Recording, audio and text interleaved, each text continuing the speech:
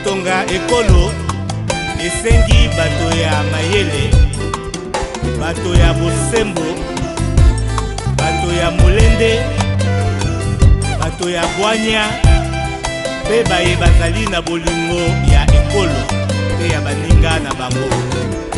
Vital Kamerhe abengi bana baso ya Kongo tosangana po totonga Kongo ya sika. Bana ya Kongo boyaka ninde tosangana feka telemi po totonga ekolo. Je voudrais remercier le doyen, monsieur l'abbé doyen, pour les mots aimables qu'il a eu à notre endroit et à la délégation qui nous accompagne. Je voudrais aussi remercier le modérateur du jour et le secrétaire académique du département ici présent. Il vient de partir? Il revient, voilà. Son ombre plane parmi nous, je pense. Je remercie les étudiants et surtout le président coordonnateur du cercle au club La Sagesse des étudiants. J'ai accepté avec plaisir votre invitation parce que pour moi, ma ferme conviction est que rien ne peut remplacer l'intelligence, la sagesse et la volonté de bien faire. Et quand vous, jeunes étudiants, vous prenez de telles initiatives, ça ne peut que nous interpeller et nous encourager et faire naître à nous l'espoir que le Congo de demain sera meilleur que celui d'aujourd'hui.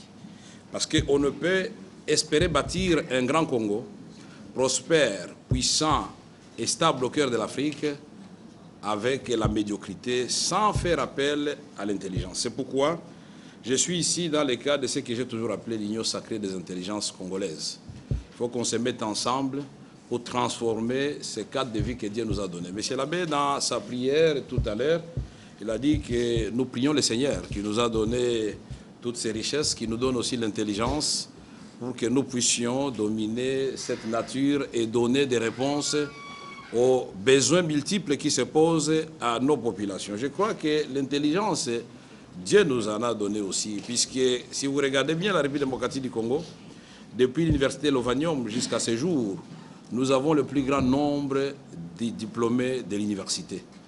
Mais le grand problème, c'est que nous n'avons pas un leadership responsable.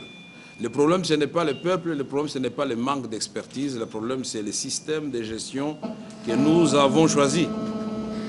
Et quand vous me donnez un thème interrogatoire comme celui du code minier, pillage ou développement, dans votre suggestion du thème que je dois développer, je crois déceler déjà votre souci. Et le problème est de savoir pourquoi la République démocratique du Congo, qui regorge autant de ressources naturelles, doit trôner à dernière place des pays du monde en termes de développement, d'indice de développement humain. Ce thème, certainement, vous l'avez imaginé à cause de la mauvaise gouvernance dans le secteur minier que vous avez décelé. Nous allons ici considérer dès le départ que les codes miniers et les codes ne sont pas élaborés pour piller, les codes sont élaborés pour résoudre les problèmes. Dès lors, la question est de savoir comment alors nous allons résoudre l'imbroglio qui est entretenu dans le secteur minier. Le pays s'enfonça davantage alors que les statistiques qu'on nous présente dans les différents domaines d'exploitation minière sont sans cesse croissantes. La première question et le premier élément que je vais aborder, c'est la République démocratique du Congo qui est à la croisée des chemins. Le pillage des ressources naturelles est contrat léonin. Comme vous le savez, la République démocratique du Congo est aujourd'hui à la croisée des chemins de son développement, pays de tous les risques, mais pays de tous les espoirs. C'est un paradoxe. À la fois beaucoup de risques, mais aussi beaucoup d'espoir. Et ceux qui ont fait les sciences économiques, même vous qui êtes en sciences politiques, vous savez très bien qu'aux investissements avec un taux de rentabilité très élevé, on associe aussi des risques très élevés. Et d'aucuns disent qu'ils ne risquent rien, n'a rien. Et quand on investit, on prend un risque. Mais ici, il s'agit d'un autre type de risque, entretenu sciemment. L'insécurité, les tracasseries administratives, corruption, concussion.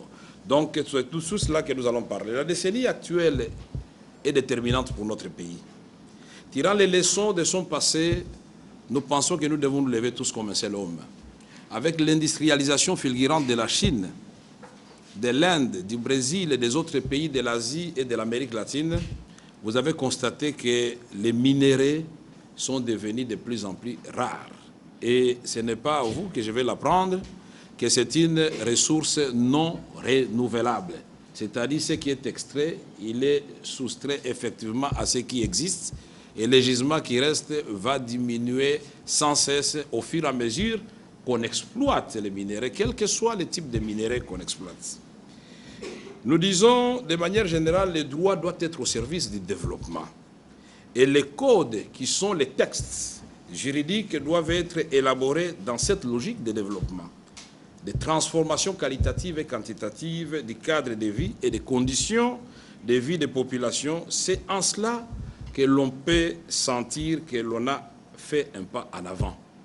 Quand le droit est au service du développement, et ici il s'agit du code minier, quand ce code est respecté scrupuleusement, on peut dire que le droit est venu en soutien ou a préparé les lits au développement. On ne peut donc pas dire qu'on élabore un code pour organiser le pillage. Les codes sont élaborés dans des états normaux, c'est-à-dire des États qui voudraient effectivement se battre pour le développement, pour tirer le maximum des ressources de l'exploitation justement de ce que nous avons comme atout. Mais vous allez me dire tout de suite, mais qu'est-ce qui se passe en République démocratique du Congo, où les hommes et les femmes, les jeunes, observent impuissants à l'exploitation des ressources naturelles que nous regorgeons, mais en même temps, cette exploitation fulgurante concurrence avec la pauvreté, les tracasseries, les violences, les viols, c'est le cas à l'est de la République démocratique du Congo, violences faites à la femme, des tueries et des déplacements massifs des populations. Il a été constaté que dans la plupart des pays où il y a justement abondance de ressources minières, ces pays présentent une particularité d'être aussi les pays dans lesquels la pauvreté s'est aggravée. Les inégalités sociales très prononcées au prix d'une anarchie organisée et dont les résultats se traduisent par la déliquescence de l'État et l'apparition de maladies autrefois éradiquées. Nous disons que les hommes forts dans ces États-là ont fini par remplacer les institutions qui devaient être au service de la nation. Mais nous n'allons pas généraliser cette situation, puisque nous avons constaté qu'il y a des pays qui sortent du lot et qui ont su exploiter en bon escient et de façon rationnelle les ressources naturelles pour le bien-être de leur population. S'agissant des ressources naturelles, George Soros avait dit que ces ressources naturelles sont une malédiction pour les pays qui en regorgent. Je crois qu'il pensait à la République démocratique du Congo. Parce que vous ne pouvez pas vous imaginer, chers camarades étudiants, que les iPads que vous utilisez, les téléphones que nous utilisons tous, les avions qu'on fabrique, la matière stratégique qui entre en ligne ou dans les circuits de production, c'est le coltan.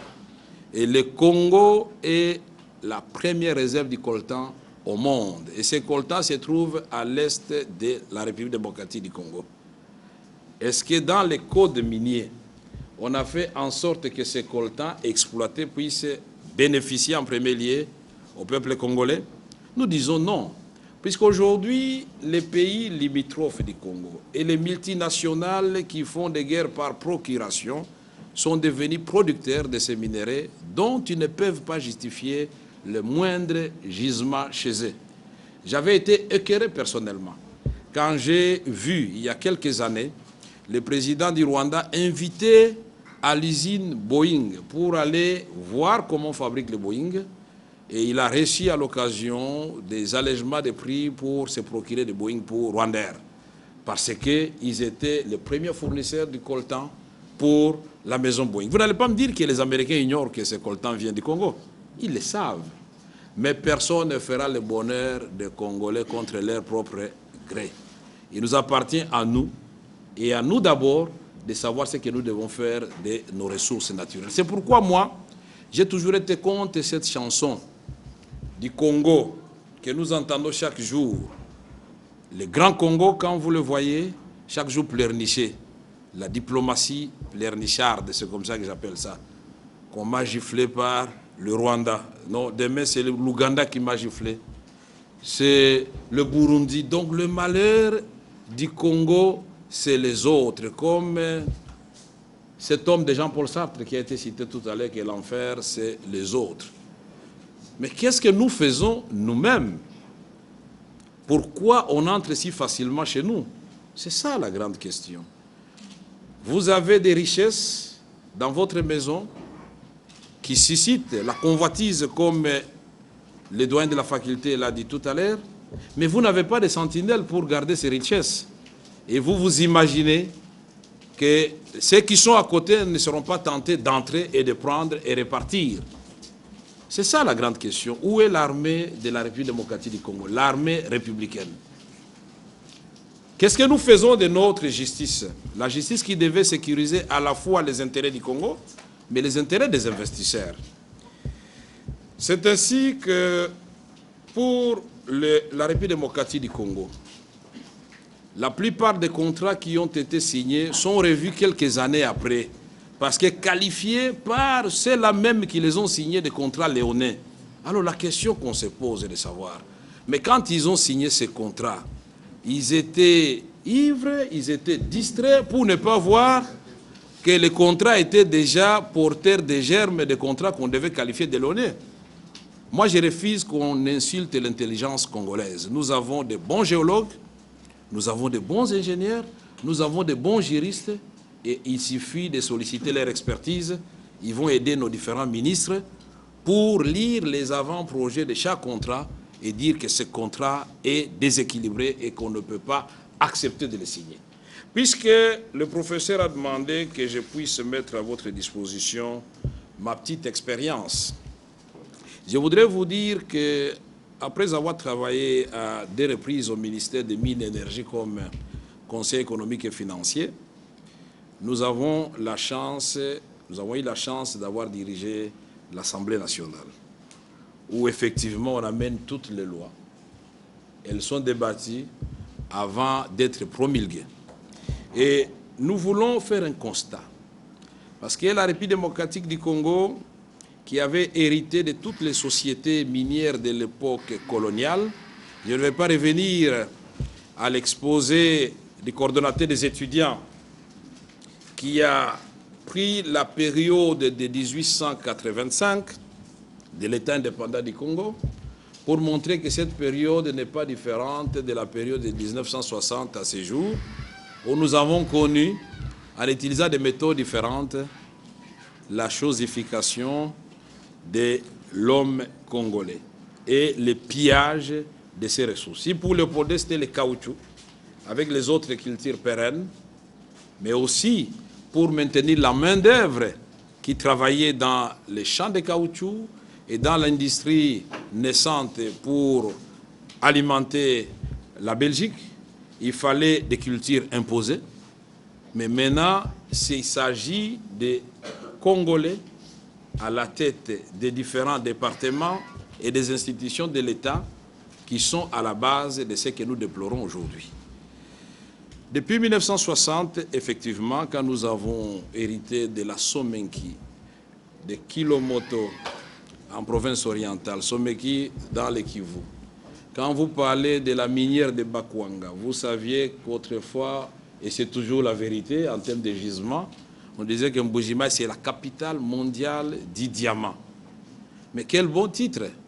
Mais nous qui avons étudié en Mbujimaï, quand nous entendions cela, nous avions envie de rire. Puisque Mbujimaï, en dehors de la ville Miba, tout le reste, c'est une juxtaposition de villas et de bidonvilles. Alors vous ne savez pas si vous devez parler de villes ou de villages. Vous ne savez pas si vous êtes dans les secteurs modernes ou traditionnels. Je suis tenté de dire que c'est les tradis modernes. Et donc, c'est le cas partout au Congo, et Kinshasa n'échappe pas à cette dure réalité. Il est très difficile maintenant de dire qu'est-ce qui est moderne, qu'est-ce qui est traditionnel, si bien que les villages sont vidés, les gens à la recherche des gains faciles dans les secteurs miniers, dans les petits commerces, dans les grandes villes, et ils viennent donc gonfler les bidonvilles autour des grandes villes. Nous avons dit que la République démocratique du Congo regorge des ressources minières recherchées par le monde entier. Mais qu'est-ce que nous en faisons? Et puisqu'il faut prendre des cas pratiques quand on parle de pillage ou développement. Je ne vais pas tomber dans votre piège, camarades étudiants, parce que votre thème interrogatoire, vous m'amenez à vous donner une réponse. Non, je pense que ce n'est pas la meilleure façon d'aborder la question. Il ne faut pas répondre par oui ou par non. Mais je voudrais vous dire d'emblée que le code minier ne peut pas être élaboré pour organiser le pillage. Parce que dans ces codes miniers, il y a des obligations qui sont faites aux exploitants miniers. Mais qu'est-ce qui empêche l'État, qui doit surveiller et qui doit faire appliquer son propre code minier, d'exiger à ceux qui viennent exploiter les minéraux de faire des investissements dans les domaines des infrastructures sociales, les hôpitaux, les écoles et même l'agriculture et même le transport de l'énergie électrique ou adduction d'eau potable. C'est écrit, c'est dans le code minier. Il faut l'appliquer.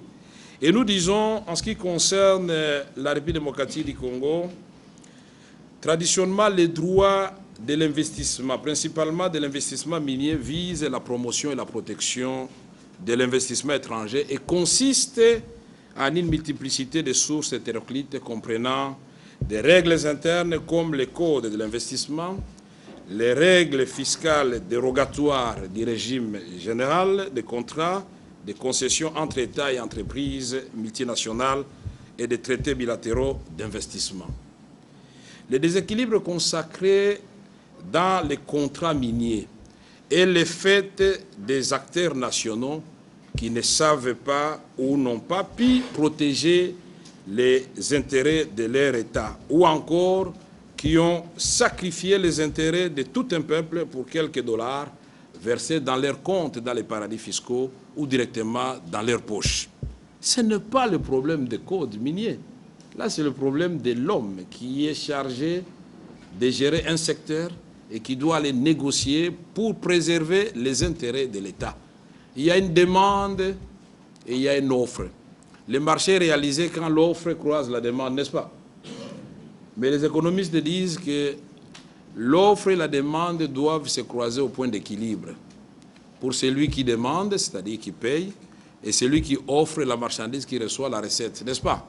Mais si nous avons l'impression que c'est celui qui demande nos minéraux qui impose les prix aux Congolais ou les bénéfices, ou même qui vous dit qu'est-ce qu'il a exploité pour que, si la quantité, vous le croyez comme dans une religion ou secte sur la foi, que ce qu'il vous dit est vrai et donc c'est ça qu'il doit payer. Si nous prenons le cas du contrat chinois, initialement, ce contrat avait déjà un grand problème. Le problème des formes, mais ça n'est un quand même. La question est de savoir pourquoi les contrats chinois. Du côté de la République démocratique du Congo, c'est le gouvernement qui s'est engagé et c'est le ministre des Travaux publics qui l'a signé au nom de la République démocratique du Congo. Mais du côté des entreprises chinoises, ce sont les privés. Ça, c'est un premier déséquilibre. Mais au niveau du gouvernement, au lieu de nous dire que c'est un contrat déjà, un partenariat déjà public-privé, mais on nous dit qu'il s'agit de la coopération sino-congolaise. Nous venons de relancer la coopération avec la Chine.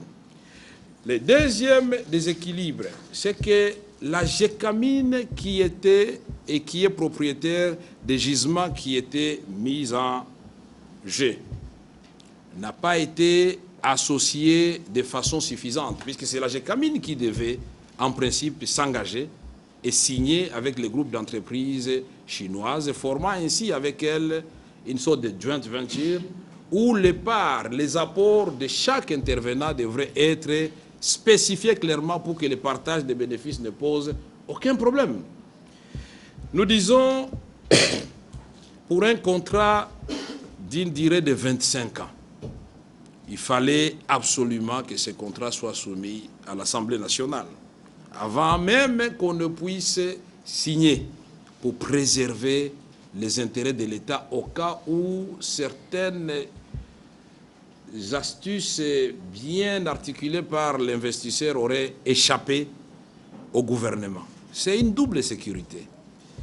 Le troisième déséquilibre, les entreprises chinoises bénéficient de plus de droits que d'obligations.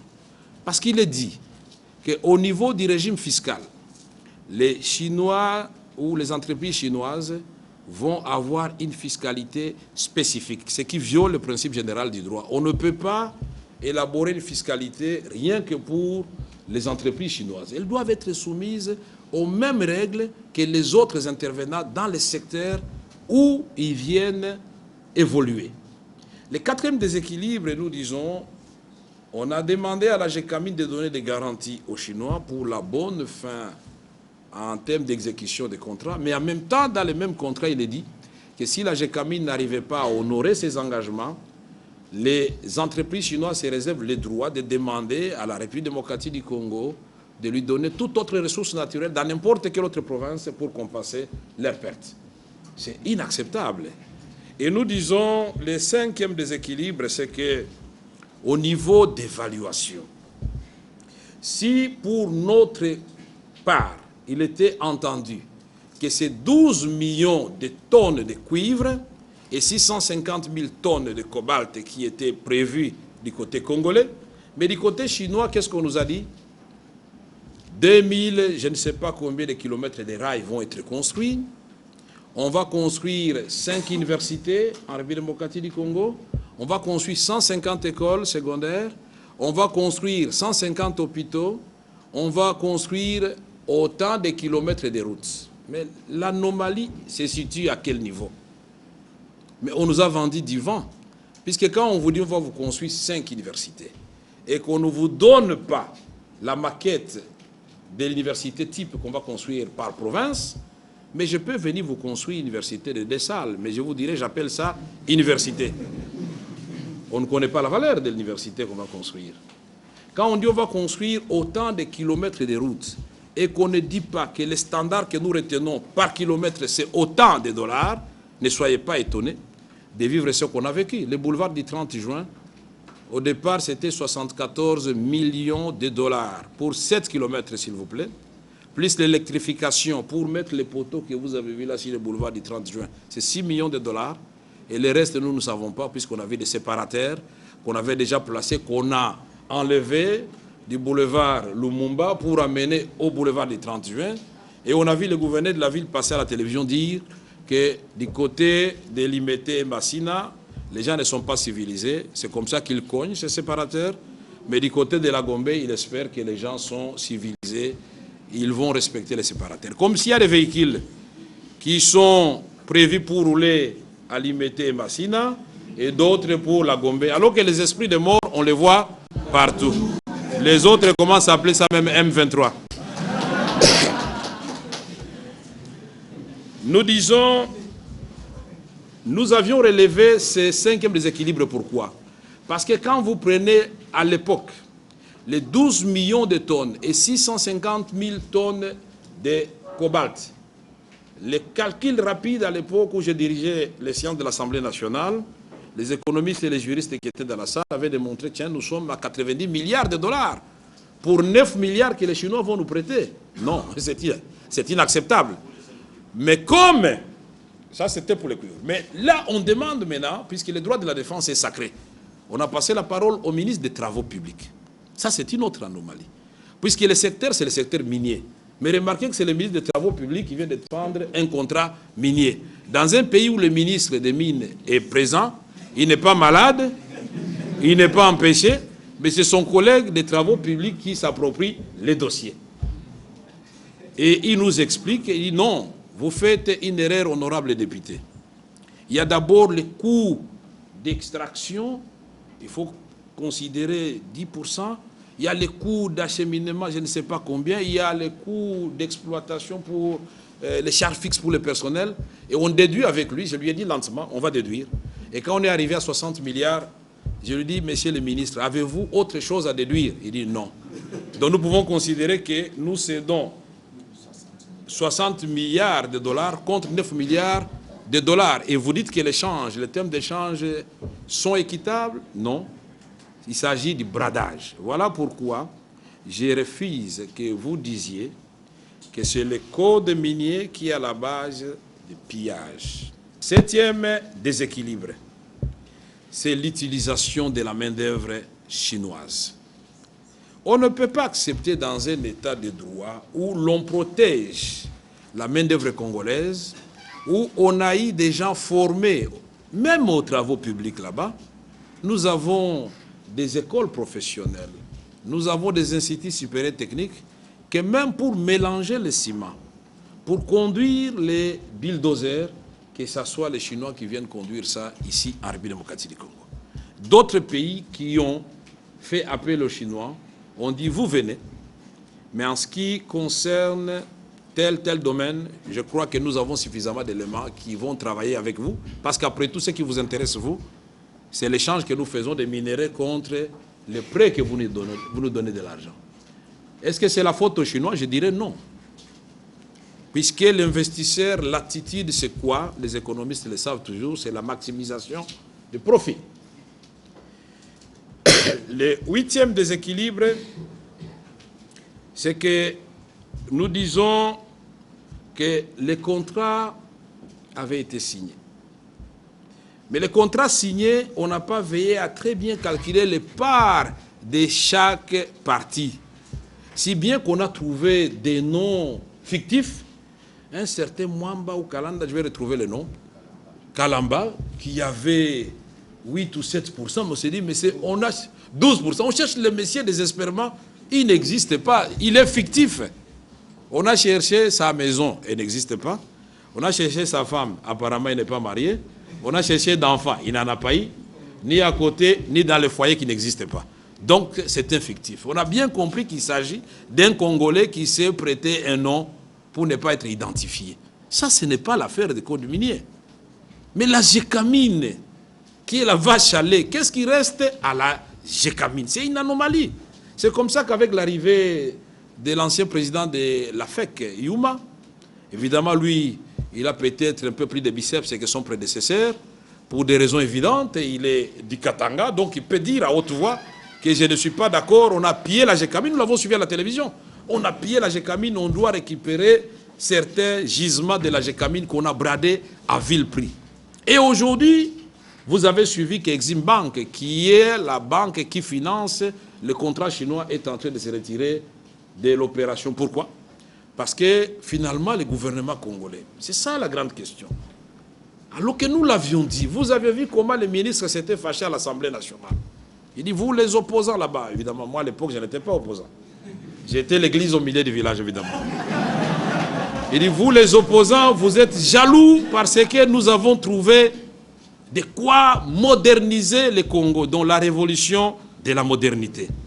Et encore, si on doit révolutionner la modernité, on va retourner à l'époque du Moyen-Âge, puisque la modernité, c'est déjà le sommet, n'est-ce pas?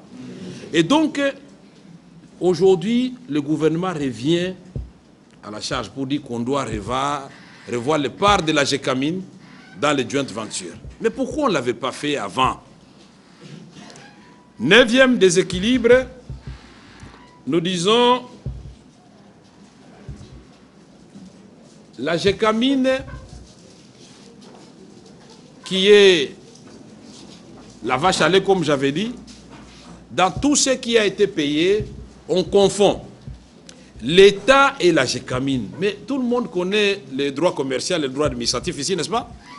La personne morale de la GECAMIN est différente de l'État congolais, les entreprises publiques. Il ne faut pas confondre les entreprises publiques avec les entreprises où le ministre peut dire, bon, donnez-moi autant de millions de dollars sans regarder les paramètres de gestion de cette entreprise. Si bien qu'aujourd'hui, nous nous retrouvons avec des agents de la GECAMIN dont l'entreprise a donné beaucoup, mais se demande qu'est-ce qu'ils vont devenir demain. Ici, il faudra ajouter d'autres éléphants blancs. Il est inacceptable, chers camarades étudiants, nous n'étions pas tous nés, peut-être quelques exceptions dans cette salle, le professeur Banyakou, le professeur Akele, peut-être il y a quelques exceptions, oui, Bakandej aussi. Quand en 1958, les Belges ont construit l'hôpital qui se trouve sur le boulevard du 24 novembre. C'est aujourd'hui ça s'appelle boulevard de l'indépendance. Avenue de la Révolution. Ça change chaque jour. De la libération. Mais les Belges avaient abandonné parce que, semble-t-il, le terrain était en train de s'enfesser. Et le maréchal Mobutu n'a pas terminé la construction, pas parce que lui qui aimait les choses visibles, il a construit quand même la cité de la Voie d'Isaïr. On peut lui faire des reproches ce que vous voulez, mais en peu de temps. Cité de la Voie d'Isaïr, changer de limité, même si ce n'était pas terminé. C'est devenu maintenant un hôtel. Le pont Maréchal à Matadi, qui était un ouvrage en Afrique, on ne pouvait rencontrer nulle part en Afrique. Inga, voilà. Et il y a beaucoup de choses qui avaient été faites en peu d'état. Tout ça, c'est avant 73, 74. Et alors, maintenant, cet hôpital, pour terminer, on nous amène les dossiers à l'Assemblée nationale pour dire, dans le budget de l'État, pour terminer l'hôpital qui avait déjà la toiture. Mais pour ajouter les portes et les carreaux, il nous faut 94 millions de dollars américains. Au même moment, Mama Yemo, la clinique quinoise, la clinique Galiema, l'hôpital de Kitambo, sanatorium de Makala, les cliniques universitaires, dans un état de délabrement avancé. Je ne parle pas des hôpitaux de référence. J'ai été à Guémena. Quand j'ai été à Guémena pour la première fois, je suis allé visiter un hôpital sans toiture. J'ai téléphoné au président de la République. J'étais secrétaire général à l'époque du PPRD. J'ai dit, mais c'est inacceptable. Comment on peut avoir à côté du château de Jean-Pierre Bemba, en diagonale, un hôpital sans toiture, sans lit, sans mousse. Et une mousse qui coûte $10 ici. C'est inacceptable. Évidemment, à l'époque, on avait été partiellement entendu. Quand je suis reparti pour la deuxième fois, j'ai vu les tôles, mais il n'y a pas d'équipement à l'intérieur. Donc c'est toujours la volonté qui manque. Nous disons les codes miniers et pillage des ressources naturelles. Pourquoi je prends ces sous-thèmes? Je prends ces sous-thèmes puisque c'est d'actualité. Aujourd'hui, il n'était secret pour personne que le pillage des minéraux au Congo défraie la chronique.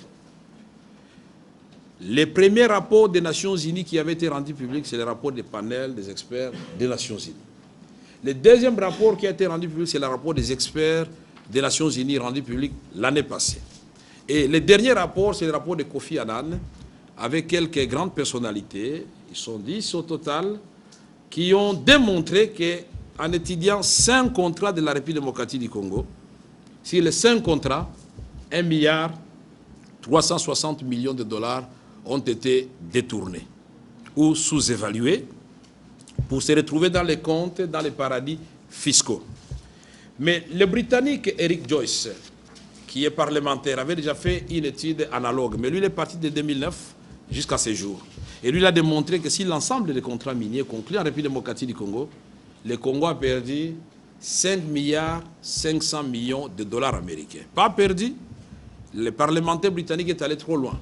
Il veut savoir avec qui M. Dan Gettler, l'autre associé fictif autour de lui, détiennent autant d'argent dans les îles Vierges britanniques et dans des autres paradis fiscaux. Il s'agit de l'argent de la République démocratique du Congo. Mais si nous voulons parler de pillage des ressources, il y a les pillages organisés par les multinationales qui financent des guerres par procuration, puisque quand on somalise l'Est de la République démocratique du Congo, et on comprend qu'en même temps, il y a les pays voisins qui se développent, Il y a les multinationales qui font leur boom avec les coltan, cassitérite, or et autres minéraux. Mais vous voyez aussi la ville de Bukavu. Vous voyez Goma, Beni, Butembo, Bunia. Mais il y a un paradoxe. En même temps, la guerre est en train de décimer les populations, mais on voit aussi des villas qui poussent. On appelle ça le boom des coltans. Donc c'est tout un circuit où il y a les groupes armés, où il y a les forces armées régulières du Rwanda, du Congo, de l'Ouganda, où il y a des opérateurs économiques de l'extérieur comme de l'intérieur. C'est une complicité et nous pensons que chacun de nous doit faire sa part des choses. Et en ce qui concerne les Congolais, ils doivent comprendre. C'est qu'ils sont dans les groupes armés qui sont en train de pêcher plus que ceux qui viennent voler chez nous. Les opérateurs économiques qui font leurs bénéfices sur les Congolais qui meurent, c'est comme ça qu'on a parlé des minéraux du sang. Nous disons un autre type de pillage. C'est que les gouvernements africains ont trouvé une formule. C'est la révisitation des contrats miniers. Le mot a même été inventé. Révisitation des contrats miniers. Mais vous êtes un gouvernement. Mais vous revisitez les contrats que vous avez signés vous-même au nom de la continuité des affaires de l'État. Pourquoi? C'est un aveu. Ça signifie que vous reconnaissez vous-même qu'au moment de la conclusion du contrat, on a corrompu ceux qui avaient négocié les contrats. Et vous qui venez, donc vous découvrez que votre prédécesseur avait mal fait le travail. Mais pourquoi on n'arrête personne? Pourquoi on ne sanctionne personne? Mais il y a des cas plus graves où c'est le même ministre, le même gouvernement qui a signé un contrat et qui le revoit après quelques années. Mais il y a des implications très graves. Non simplement, nous avons perdu de l'argent par votre attitude, mais en deuxième lieu, vous allez inviter au Congo rien que des aventuriers. Puisqu'un opérateur sérieux, un investisseur sérieux ne viendra pas, puisqu'il sait, je ne ferai pas 10 ans. Dans 5 ans, on peut revoir déjà les termes de mon contrat et je serai déstabilisé. Il ne viendra pas. Ne viendront au Congo que les gens qui viendront spéculer. Et là, c'est très grave parce que c'est un autre type de pillage qui n'est pas prévu dans les codes miniers. On vend un gisement de la Gécamine de 75 millions de dollars. On vous donne un titre minier. Et l'après-midi, vous présentez ce titre à la place boursière de Londres. On vous donne 280 millions de dollars. Vous avez vu les bénéfices que le monsieur a fait? Vous voulez dire que nos ingénieurs n'ont pas si évalué la valeur de ce titre de la Gécamine? On prend la Sodimico, qui était Sodimisa à l'époque. Les Japonais, on les voyait exploiter la Sodimisa. Ceux qui étaient au Katanga étaient étonnés de voir que les Japonais prenaient et la terre et les minéraux, ils transportaient, ils amenaient chez eux. Nous, on ne comprenait pas qu'il y avait d'autres minéraux associés. Il y avait de l'or, il y avait beaucoup de choses dans cette terre qu'on amenait là-bas. Mais ils sont partis. Mais maintenant, on veut de vendre la Sodimico à 35 millions de dollars à un individu. Et le monsieur revend la Sodimico à 850 millions de dollars. Est-ce qu'il s'agit du problème des codes miniers? Nous disons un autre exemple, puisque vous voulez qu'on parle de l'expérience. C'est le dossier First Quantum. C'est une entreprise canadienne qui avait conclu un contrat déjà à l'époque de M. Laurent Désiré Kabila. Et lui-même a voulu revoir ces contrats. Ils sont allés à la Cour d'arbitrage de Genève. On nous a condamnés de payer 500 millions de dollars ou de reprendre les contrats. Nous avons choisi, bien sûr, de laisser les titres miniers et First Quantum continuer. Mais First Quantum revient. Au moment de la révisitation des contrats, le gouvernement actuel dit non, nous vous retirons les titres miniers. Et bien sûr, le Congo est condamné. Mais entre-temps, le Congo a déjà vendu ces titres à NRC, les Kazakhs. Mais nous sommes condamnés et nous payons 920 millions de dollars américains. Et quand le First Quantum apprend que les Kazakhs ont acheté ces gisements, deuxième procès, ils gagnent encore et les Kazakhs ont payé 1,120 milliard de dollars à First Quantum. Ça fait 2 milliards de dollars comme ça qui volent en fumée. Et les Kazakhs ont écrit au gouvernement congolais que c'est à déduire aux impôts à payer. Donc ils vont exploiter ces minéraux, nous n'aurons aucun impôt. Mais comparez maintenant à la Zambie à côté, où First Quantum s'est installé, allez voir les budgets de la Zambie. Fesquentum contribue et paye annuellement 550 millions de dollars. C'est le même cuivre qui est en Zambie qu'on trouve au Congo.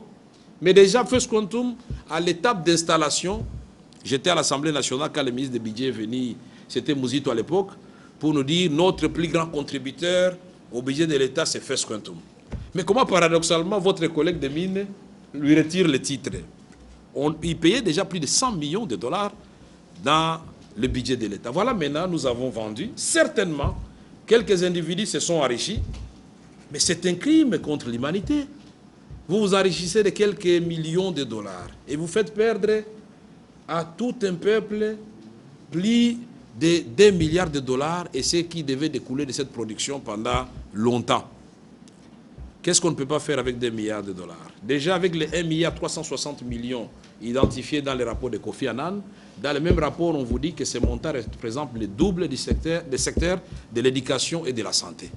Donc cet argent pouvait moderniser nos universités, nos écoles secondaires et nos hôpitaux.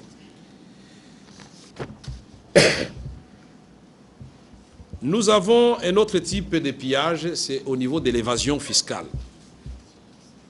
On ne peut pas comprendre qu'un effort aussi appréciable ait été fourni, parce que beaucoup de gens ne savent pas. Nous étions retombés jusqu'à 16 000 tonnes par an pour la grande gécamine que vous voyez là. Mais aujourd'hui, vous avez suivi les chiffres. L'État parle de 650 000 tonnes de cuivre. Les ONG parlent de 850 000 tonnes de cuivre. Prenons même 650 000 tonnes de cuivre. Mais comment expliquer qu'au même moment, la misère des Congolais, en commençant par celle du Katanga, augmente? Comment expliquer qu'on ne voit pas les répercussions de cette production qui a augmenté au niveau des budgets de l'État, alors que dans notre pays, ça devait être directement ressenti? Nous disons, quelque part, il y a eu évasion, il y a l'argent qui est parti pour des individus, mais c'est l'État, encore une fois, le peuple congolais, qui vont perdre. Quand vous prenez le cobalt, aujourd'hui, peut-être vous ne le savez pas, selon les derniers chiffres, nous sommes devenus le premier producteur du cobalt au monde. Évidemment, c'est flatteur quand on dit que nous sommes premiers. Les premiers producteurs, oui, c'est très bien. Mais premier producteur, nous sommes passés de quelques 12 000 tonnes jusqu'à 116 000 tonnes par an. Et malheureusement, il y a quelques anomalies qu'il faut relever. Première anomalie, que ce soit du côté du cuivre ou du côté du cobalt, nous exportons du brut. De la valeur ajoutée n'y est pas. Et notre raffinage est de l'ordre de 8 à 16% pour le cuivre cathodique ou bien pour l'électrolyse en ce qui concerne le cobalt. Et donc ça n'enrichit pas le peuple et donc les gens vont amener chez eux. Alors que nous pouvons, c'est à ce niveau-là qu'on peut revoir les codes miniers pour faire comme les Brésiliens. Le président Lula, quand il est arrivé au pouvoir, il a dit non, je ne peux pas accepter que mon pays soit un scandale géologique et en même temps un scandale de la pauvreté. C'est inacceptable. Il a dit tout celui qui veut du minerai brésilien, il doit transférer au moins 40% de sa technologie chez nous. Mais pour qu'ils acceptent cela, il faut d'abord construire l'État. L'État, c'est quoi? C'est l'armée. L'État, c'est la justice. L'État, c'est la police. L'État, c'est l'administration. L'État, c'est aussi la diplomatie. Alors, quand il n'y a pas l'État, tout le reste devient anarchie. Et donc, le transfert de technologies induit l'accroissement des emplois. Nous nous approprions la technologie, nous produisons chez nous et nous allons quitter ces paradoxes où on prend notre cuivre, notre cobalt qui va en Inde et on nous ramène des fils ou câbles électriques en cuivre que nous achetons 4 fois plus cher. C'est inacceptable. Nous disons les causes du déséquilibre. Ces causes sont connues et il ne serait pas question ici de s'y attarder. La corruption, la concussion et même l'escroquerie. Je voudrais insister sur le fait qu'on combat ces fléaux par l'application des sanctions négatives, des sanctions sévères à l'endroit des délinquants, puisque c'est comme ça qu'il faut les appeler. L'absence de sanctions a fait que chacun, là où il est, il considère les biens publics, les gisements de l'État comme sa propriété privée, et il en fait ce qu'il veut. Les stratégies pour faire un code minier un véritable outil d'investissement au service du développement. Pour faire du code minier un véritable instrument du développement, il y a des conditions qui sont nécessaires. Il y a la volonté politique de renverser la tendance et l'engagement à défendre les intérêts des populations. Et ceci nous dit que sans la volonté politique, on ne peut rien faire. Celle-ci passe par les dispositions financières et particulièrement celles relatives à la fiscalité minière en y introduisant des mesures contre l'évasion fiscale dans les secteurs des mines et l'exigence des montants minimums à accorder à l'État avant l'octroi de toute concession. L'État propriétaire doit savoir qu'est-ce qu'il va gagner au minimum en cédant chaque concession. Nous allons prendre un autre cas qui fait couler beaucoup d'encre. C'est le cas du pétrole. Le Congo, c'est depuis les années 50 que nous avons signé la première concession pétrolière. Mais aujourd'hui, le Congo a 3 zones d'intérêt du pétrole. Nous avons le littoral à l'ouest, nous avons la cuvette centrale et nous avons les Graben avec les Tanganyika, lac Albert et même au niveau du volcan à l'est. Mais le Congo n'est toujours pas admis parmi les pays producteurs du pétrole. D'abord, le contrat qui avait été signé à Mwanda pour Gulf L, et puis les Japonais étaient venus se greffer au même contrat. À l'époque du maréchal Mobutu, le contrat était déjà décrié. Mais en 1997, quand Laurent Désiré Kabila est arrivé, avec le slogan que les ressources du Congo doivent profiter d'abord aux Congolais, tout le monde était content en se disant les choses vont changer. Mais hélas, on a reconduit les mêmes contrats pour 25 ans. C'est seulement le nom de Joseph Désiré Mobutu, maréchal, qui a été remplacé par Laurent Désiré Kabila, soldat du peuple. Et on avait dit que c'était pour des raisons d'effort de guerre. Donc aujourd'hui, je vous mets au défi. Je suis allé à Mwanda. Chaque parcelle à Mwanda, je ne sais pas si il y a longtemps vous êtes arrivé, chaque parcelle est transformée en petite exploitation du pétrole. On a amené même des exploitations à miniature. Vous voyez la fumée qui sort à Mwanda. Mais si vous allez chez Perenco, vous osez, vous, inspecteur des finances ou des impôts, aller demander quelle est la production qui a été réellement produite, mais vous n'allez pas accéder aux installations. Et donc, qu'est-ce qui se passe? Ces sociétés déclarent à Cohydro la quantité qu'ils ont produite. Et cette quantité, ce n'est pas à l'exploitation, on parle au niveau de puits. Et donc, le Congo ne sait pas ce qu'on lui donne au titre des royalties, 12, quelques %. C'est une façon de faire fuir les recettes à l'État, mais avec le consentement de l'État. Maintenant, je ne vais pas terminer mon intervention sur une note aussi pessimiste. Nous disons, est-ce qu'un autre Congo est possible? Nous disons oui. Quand on voit comment le président ou coordonnateur du cercle des étudiants a livré son message avec une clarté, j'ai dit, il y a encore espoir qu'avec cette jeunesse bien encadrée, et que si nous tous, nous avons une vision partagée d'un Congo grand, pas pleurnichard, nous pouvons faire mieux. Et le Congo aujourd'hui, puisque le doyen l'a dit, les enjeux, c'est la mondialisation. Et en cette période de mondialisation, il s'agit de la compétition, parce que l'humanité est confrontée à plusieurs défis. Et le premier défi, vous le connaissez, c'est le réchauffement climatique. Et pour le réchauffement climatique, le Congo a son mot à dire. Le Congo, même la deuxième réponse, c'est parce que nous avons la deuxième forêt appelée le Brésil, 280 millions d'hectares. Mais pourquoi nous sommes pauvres? Le deuxième défi, vous le savez, c'est la faim dans le monde. Les statistiques renseignent qu'1 milliard d'individus meurent de faim dans le monde. Mais vous ne savez pas que l'Europe n'a plus de terre. L'Asie n'en a plus non plus. Ce sont les mêmes terres avec les produits chimiques qu'on continue à retourner. Mais nous avons une réserve de 120 millions d'hectares de terre, 80 millions de terres accessibles et 40 millions de terres irrigables. Mais les statistiques de la FAO et de l'Institut français d'études agronomiques renseignent que, exploités comme en Belgique ou en Afrique du Sud, nous pouvons nourrir 2 milliards d'individus. Mais comment nous n'arrivons pas à manger? Nous sommes 70 millions seulement. Encore que les recensements, les derniers recensements scientifiques date de 82.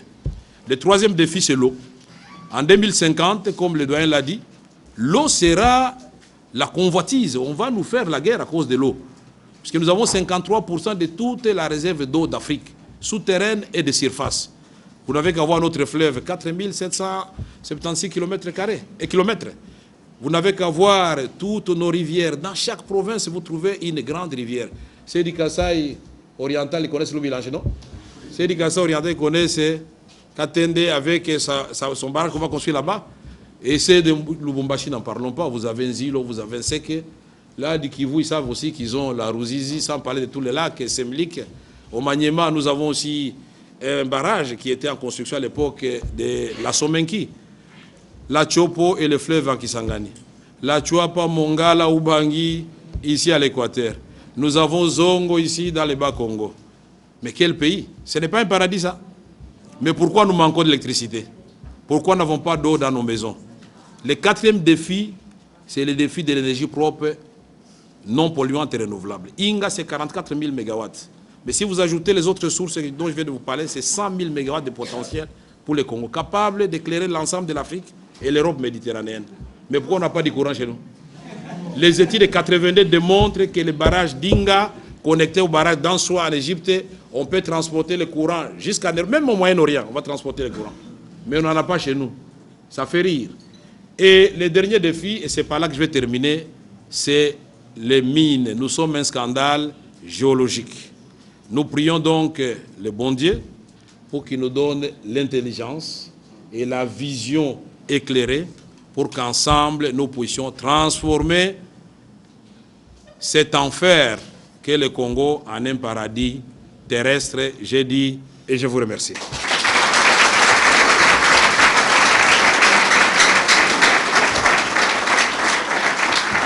Du cadre est circonscrit par les conventions sociales. Alors, le Congolais doit faire, car un proverbe arabe dit la différence entre le désert et le jardin, c'est international. Nous cessons de nous plaindre des spoliations et pillages, éléments indispensables pour notre bien-être général et durable. 50 ans passés, nous décrions toujours la même situation. Comment pensez-vous? Professeur, je crois que notre rencontre de ce jour est très intéressante. Malheureusement, le professeur Bagnakou est parti. Je ne voudrais pas que vous partiez d'ici avec l'impression que la danse, la musique congolaise, ce sont des fléaux. Non, au contraire. Je vais vous donner deux exemples seulement.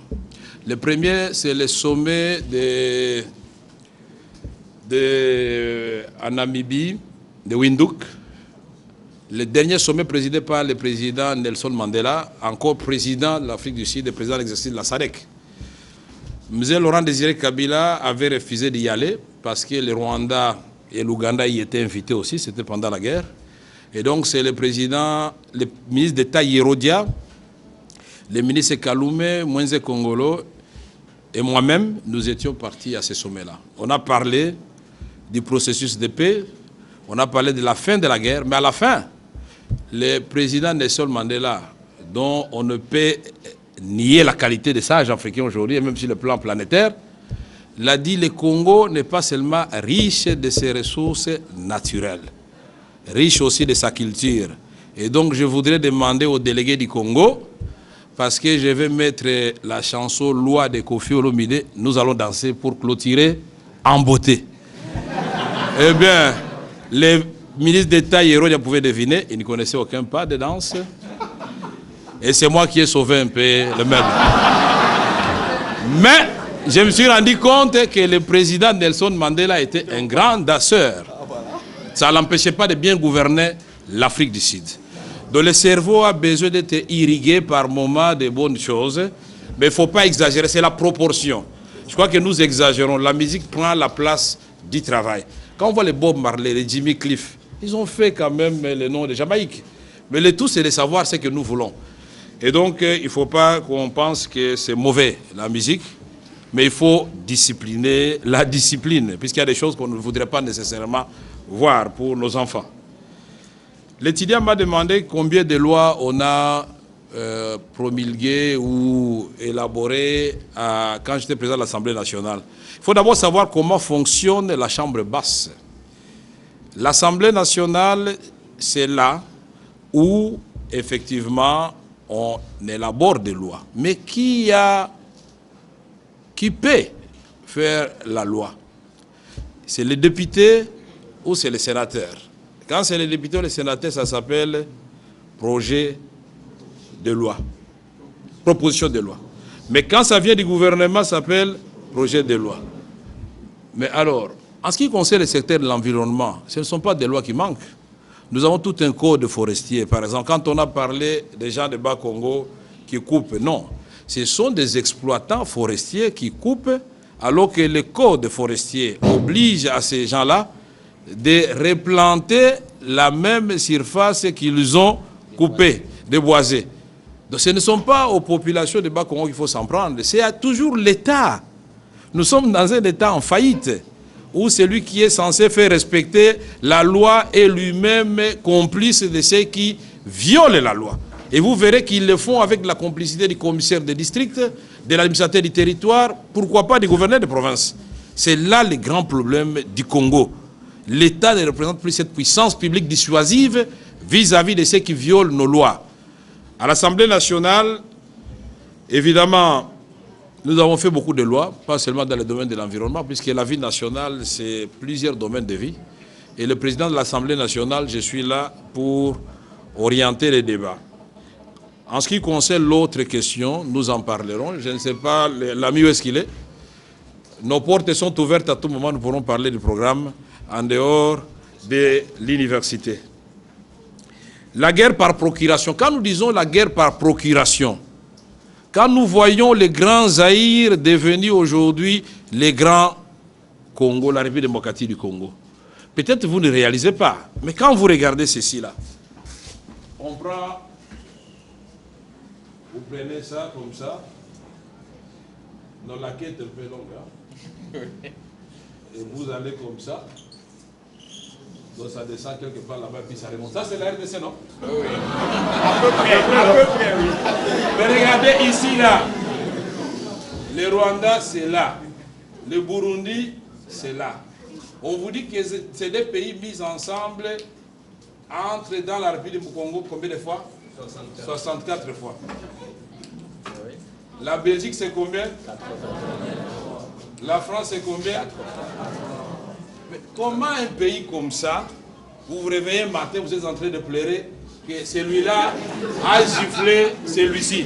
Est-ce que c'est normal? Non. Ici, vous avez l'Ouganda. Là, vous avez la République des Soudan du Sud, n'est-ce pas? Là, vous avez la RCA, n'est-ce pas? Et là, vous avez nos voisins d'en face ici, Brazzaville. Et là, vous avez quelque part l'Angola, Zambie et la Tanzanie, là-bas, puisque la Zambie part d'ici. Mais ces pays avec 9 voisins.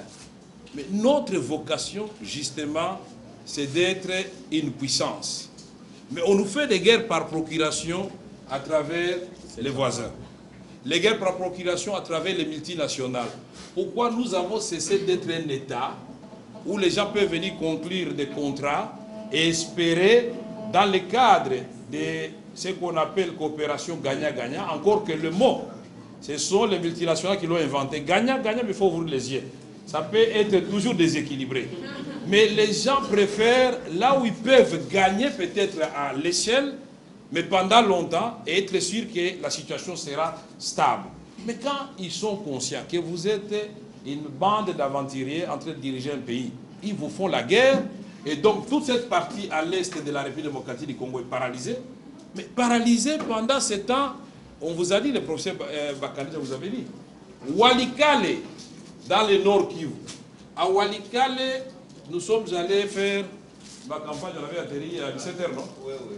Quand vous atterrissez à Walikale, le pilote russe vous dit on doit faire un petit tour parce qu'on doit atterrir sur une route asphaltée. Ce n'est pas une piste. Oui. Mais qu'est-ce qui s'est passé à Walikale? Walikale, on était en train de construire la route par les Allemands. Il y a une partie qui devait partir de Kivu et une autre partie de Kisangani. Et les deux routes devaient se rencontrer pour relier Bukavu à Kisangani. Mais quand ils arrivent à Walikale, tiens, ils creusent, les Allemands se regardent, disent, mais comment? Qu'est-ce que nous voyons là? Ça, c'est pas la cassiterite. Et puis, l'or. Mais ils viennent de Kisangani au niveau de Banalia ou... Oui, je crois. Ils creusent, ils voient... Ça, c'est de l'or. Eh bien, la route n'est jamais finie. Les Allemands, de part et d'autre, ont exploité pendant 4 ans. Et le président Mobutu se demandait, mais Zélan aussi la Teponanini. Et on va découvrir qu'ils sont en train d'exploiter. Donc la portion qui est restée ici, c'est ça qu'on appelle piste d'atterrissage. Ah bon? Et je vous dis que cette piste d'atterrissage a plus de vols par jour que l'aéroport international de Lubumbashi. 17 vols internationaux par jour. Donc les avions partent de Walikale, un bled perdu dans le circuit nord Kivu, où il n'y a ni eau, ni électricité, ni école viable, ni centre de santé. Mais chaque jour, vous avez 17 vols de Walikale vers Nairobi. Walikale, Entebbe au Kampala. Walikale, vous allez à Kigali. Walikale, Bujumbura. Mais là, ce sont des centres de transit. Mais ces avions Antonov amènent des minéraux. Et ces minéraux sont récupérés tout de suite là, puisqu'il y a des centres de négoce.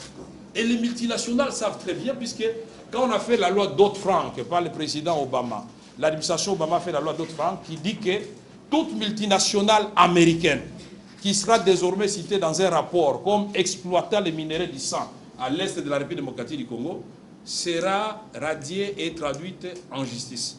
Nous aurions voulu que les Canadiens fassent la même chose, les Belges, les Britanniques et les Français, les Australiens, tous ceux qui ont des multinationales qui viennent ici, le groupe Andro, il y a tout un tas d'entreprises qui prolifèrent.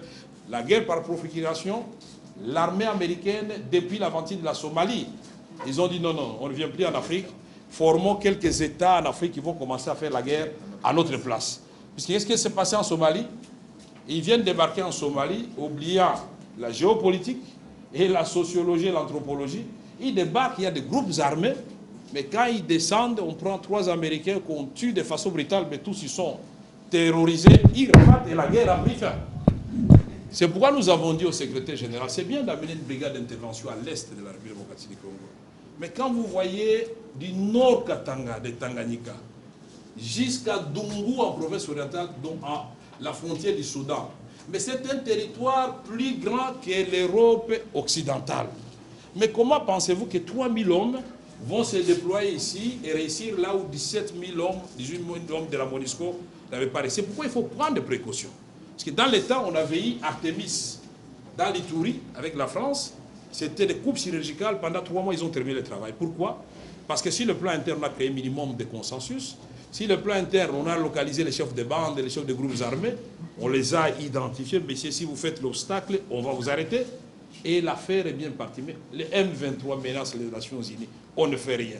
Et alors, un autre aventurier va menacer et les gens continuent à mourir. Voilà ce que nous disons. Guerre par procuration, ça peut être les multinationales, ça peut être les pays voisins, malheureusement, aussi les Congolais. Et ils bombent les torses, ils disent « je suis un grand rebelle ». Mais vous n'êtes pas rebelle, monsieur. Vous êtes un pantin parce que utilisé par des pays étrangers pour déstabiliser votre propre pays. Ce sont des choses que nous devons bannir. Et les Congolais, malheureusement, pour accéder au pouvoir, ils sont prêts à tout. Y compris les pactes avec le diable, il va le faire, pourvu qu'il ait le pouvoir. Mais vous allez régner sur qui? Voilà la procuration. J'ai failli m'asseoir dans le vide. Hein. Heureusement que le prof allait... Comptant si ses qualités acrobatiques, il allait me récupérer. Alors, nous disons le miracle congolais, mon frère. Le miracle congolais, mais il est devant vous, là. Quand vous regardez ce Congo, c'est extraordinaire. Le professeur Banyakou a parlé de la rivière Ubangi. Non, c'est bien. Mais moi, j'ai dit non.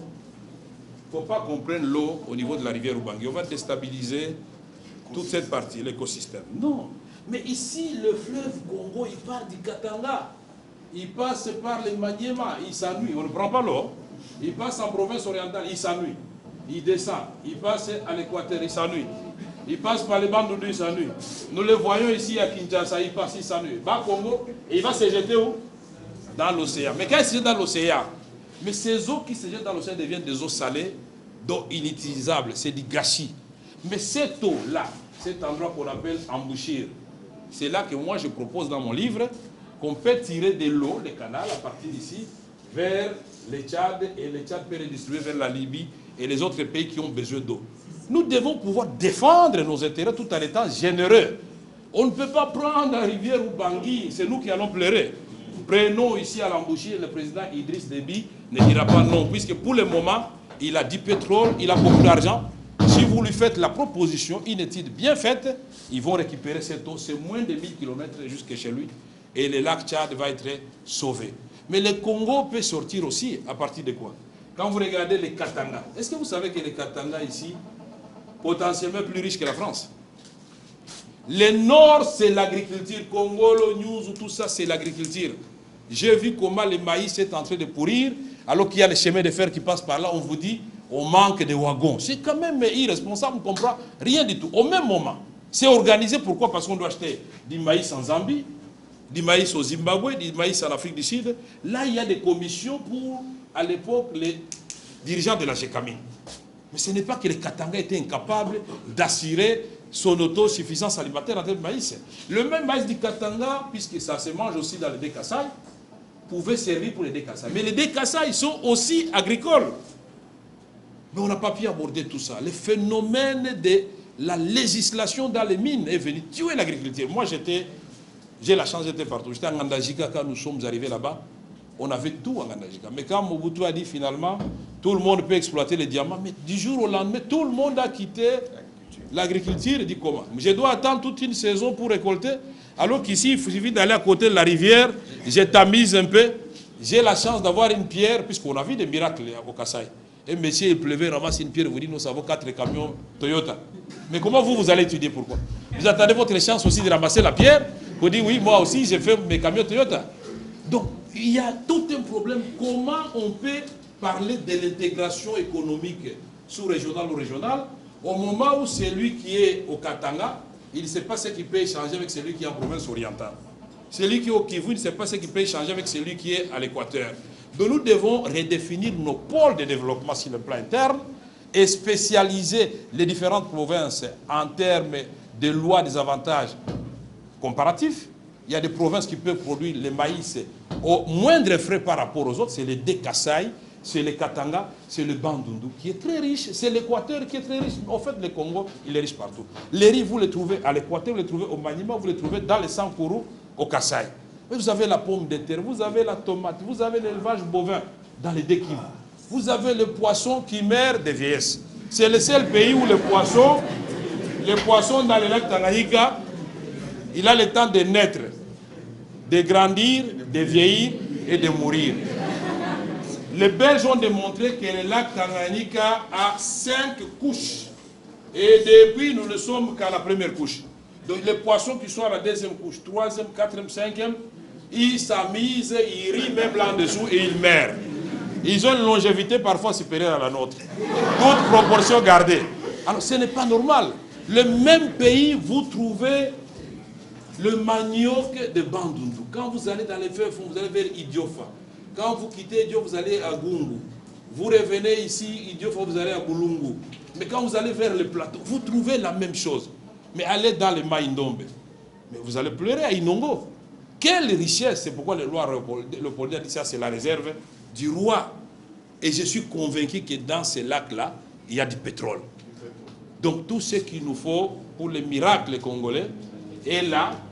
Il nous faut, comme le professeur Akele l'a dit, il faut une vision, pas d'un homme qui impose aux autres. C'est l'élite congolaise. D'abord un débat. Qu'est-ce que nous voulons faire du Congo? On a une vision partagée, chacun apporte sa pierre à l'édifice. Mais c'est comme la locomotive. Hein? Si ceux qui sont dans la locomotive sont détachés de ceux qui sont dans les wagons, bien sûr, nous allons vivre comme à l'époque du maréchal Mobutu. Admettons que nous partions de la gare centrale vers Matadi, c'est ça le développement. Mais si nous arrivons à Kassangoulou et qu'on abandonne les wagons où se trouve le peuple, et que ceux qui sont dans la locomotive arrivent à Matadi, et c'est le cas maintenant, vous verrez donc que nous vivons dans un monde à 2 vitesses. Les dirigeants congolais sont plus riches que les dirigeants américains. Mais le peuple congolais est plus pauvre que le peuple somalien. Est-ce que c'est normal? Voilà, le Congo, c'est ça. Donc, il faut une vision et une volonté de bien faire pour faire les miracles congolais. Au grand mot, grand remède, depuis 1960, spoliation. Je voudrais dire aux camarades étudiants, j'avais parlé de leadership visionnaire, rassembleur, j'avais ajouté sévère et pétri des valeurs spirituelles. Puisque vous savez que souvent nous dirigeons sans nous référer aux valeurs spirituelles. Les gens ont même honte d'évoquer le nom de Dieu. Et ils sont dans le satanisme, dans les cimetières. Et voilà ce qui tue le Congo, parce qu'on croit que les sorciers vont vous donner la puissance de bien gouverner le pays. Et donc nous devons savoir ce que nous voulons. Sévère, ça signifie qu'il faut instaurer la sanction. Pas pour les autres seulement, il faut commencer par soi-même. Si on ne prêche pas par l'exemple, on ne fera rien du tout. Et on a démontré que quand M. Laurent Désiré Kabila est arrivé, malheureusement l'espoir est tombé très vite. On a vu pendant 4 jours les gens circuler dans cette ville sans policier de roulage. Parce qu'on était sûr que si vous passez, vous brûlez quoi que ce soit, c'est la chicote. Évidemment, c'était un peu trop sévère, mais il fallait quand même la sanction. Et on a démontré qu'il est possible que les députés puissent discuter dans cette assemblée-là et au mépris du dollar. Mais maintenant, le dollar peut tout acheter. Donc nous devons prendre conscience que ces pays-là, nous allons l'enterrer, mais nous pouvons les sauver, mais tous ensemble. Et c'est l'élite, c'est-à-dire vous et nous, qui devons être dans la locomotive. On ne peut pas penser développer le Congo sans parler de la jeunesse, sans associer la jeunesse, sans associer la femme, puisque ensemble, vous êtes plus de 70% de la population congolaise. Vous ne pouvez pas développer le Congo aussi si vous ne parlez pas des paysans. Les gens doivent retourner au travail de la terre. Voilà, on en parlera d'autres occasions, mais les questions posées montrent qu'effectivement, que les étudiants sont à la pointe de l'actualité et de la connaissance. Et personnellement, je suis très fier d'avoir parlé dans cette université. J'ai constaté 3 choses. La première, d'abord, c'est la propreté. Quand vous entrez ici, vous vous sentez vraiment en dehors de la République démocratique du Congo. Donc l'environnement qui est le thème du jour, y est bien préservé. La deuxième, c'est la discipline et l'intelligence qui se développe et qui se distille. Déjà, quand les doyens parlaient, j'ai fait signe au professeur Akele. Je lui ai dit non, il faut dire que les catholiques forment mieux quand même. Moi, je suis catholique, hein, forment mieux quand même que tous les autres. Puisque quand un prêtre catholique parle, vous êtes sûr qu'au moins il a fait la philosophie, la théologie, et c'est quelqu'un qui est structuré dans ce qu'il dit. Quand le professeur a parlé tout de suite, moi je savais déjà qu'il était philosophe sans qu'il le dise. Et donc les étudiants eux-mêmes, mais que dire de cet étudiant qui nous a fait ce poème, Kayembe Kao? La dernière chose que j'ai remarqué, c'est l'accoutrement des étudiants.